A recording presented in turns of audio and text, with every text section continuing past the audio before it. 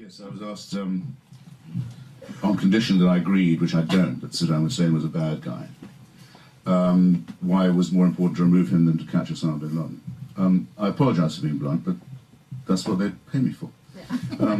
Anyone who says, okay, Saddam Hussein was a bad guy, has just proved they don't know what they're talking about. Bad guy does not cover it.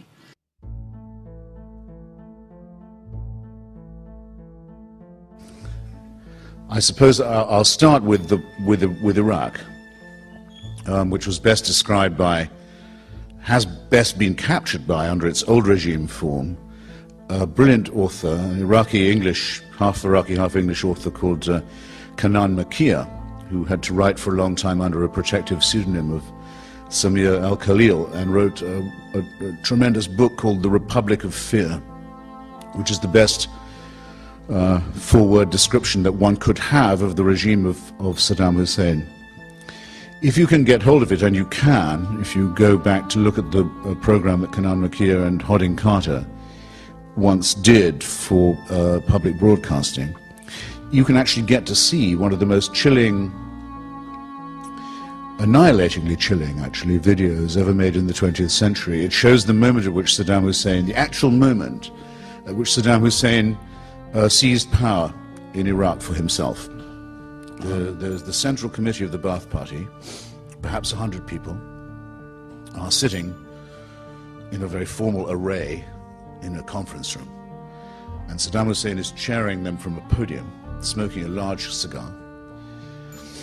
And suddenly, without warning to anyone, in is dragged between two guards and in chains, a broken man, a man who is obviously physically and mentally been utterly destroyed. His personality has been evacuated.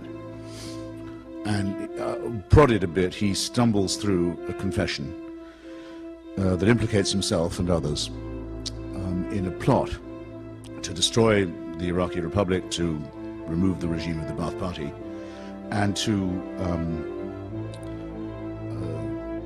ruin the Iraqi revolution, the counter-revolution.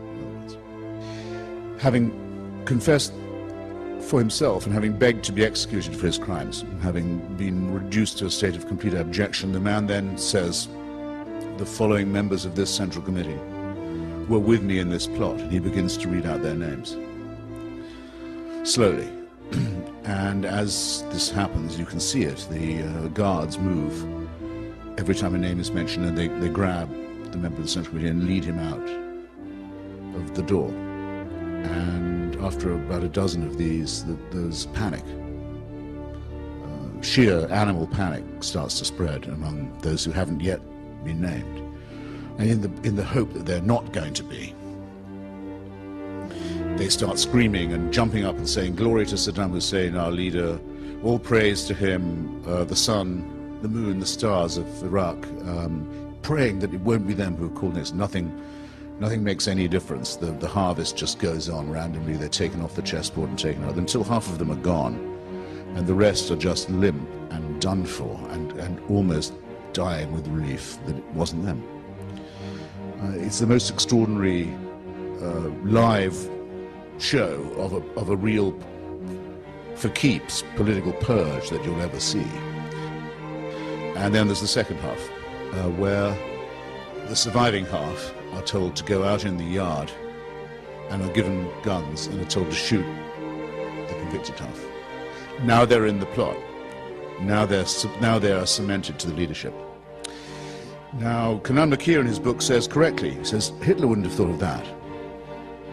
Stalin didn't even think of that, and he thought about these things a lot, about how to get one member of the Central Committee to betray another member and keep them all guessing so that you're the ultimate beneficiary. But this, and it's often, I think, very, very, very hard for people who live in civilized countries, democratic countries, to understand what it would be like to live even a day under a regime that was like this.